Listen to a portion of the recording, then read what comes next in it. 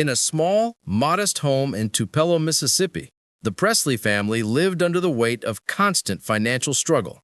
Vernon Presley, Elvis's father, was a man shaped by the harshness of life. Every day, he worked odd jobs just to bring home a few dollars, and to him, the world was a place that offered no room for dreams. Survival was all that mattered. So when he saw his son, shy, skinny, and different from other boys, spending his time with an old guitar whose wood was beginning to crack, he didn't see hope. He saw a threat to his son's future.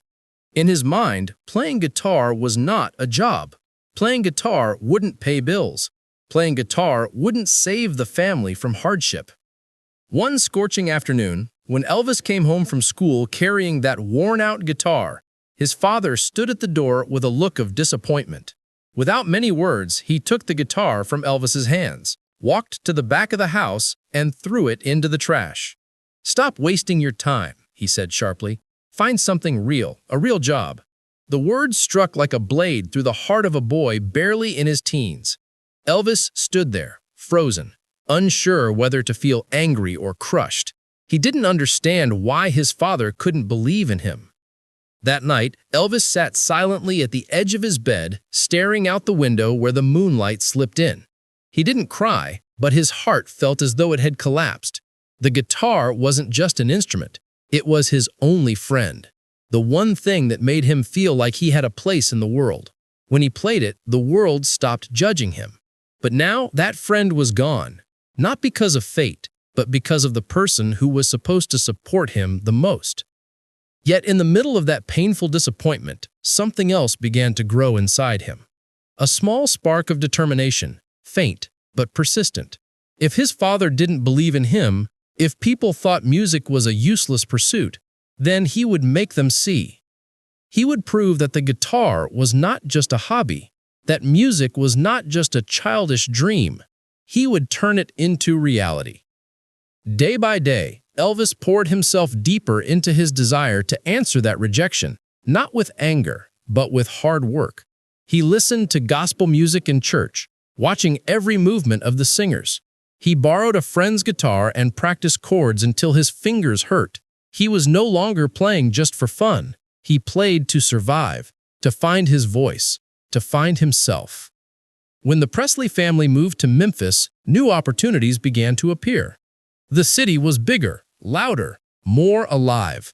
Music vibrated in every corner, from blues echoing through Beale Street to gospel filling the small churches. Elvis absorbed everything like a thirsty sponge. But even with new inspiration surrounding him, the sting of his father's distrust lingered. He knew that if he wanted to prove something, he had to do more than play guitar in his room. He had to show the world who he was.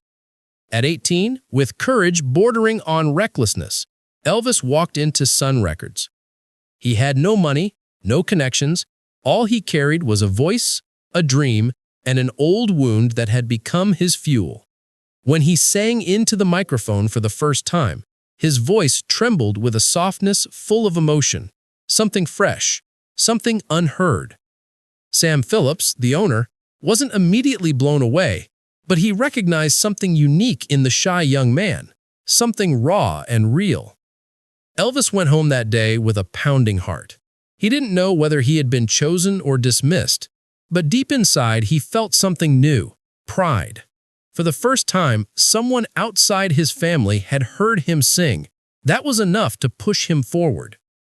Months later, the call finally came. Elvis was invited to record. Through hours of nerve-wracking attempts, he struggled to relax until he picked up a guitar and launched into "That's All Right." The room changed. His voice was natural, raw, alive. It was as if his entire life spilled into that song. When the recording hit the radio, the world paused. Listeners gasped. Who was this boy? Where did this sound come from? Elvis didn't know that day had changed his fate forever. He didn't know millions would come to love his name. He only knew one thing. For the first time, he had proven himself. When he returned home with the news that he had been played on the radio, his father looked at him, not with doubt, but with eyes softened by something else. No apology, no embrace. Vernon wasn't a man who expressed emotion easily. Yet in that gaze, Elvis saw something he had longed for: acknowledgement. Success poured in quickly. Small gigs turned into large stages. Tiny crowds became seas of screaming fans. Elvis grew into more than a singer. He became a phenomenon. He changed the way people dressed, danced, even thought about music. But behind the glitter, Elvis carried the old wound as a reminder. His father's rejection had become the foundation of his strength. He knew what it felt like to be doubted, and that pushed him beyond his limits. One night, after a massive concert, Elvis sat alone backstage. The stage lights dimmed, the crowd's roar fading into the night. He closed his eyes and remembered the day his guitar was thrown away. If that moment hadn't happened, he might not be here. He might not have ever become a legend. That painful rejection had opened the door to his destiny. Elvis never hated his father. He understood that his father was simply afraid his son would fail, afraid the world would crush the boy he loved.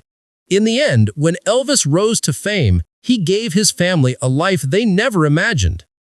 Years later, the story still lived on. The shy boy no one believed in.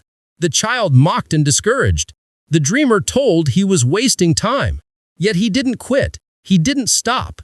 He chose to prove that even the smallest dream can become reality if chased with unwavering heart.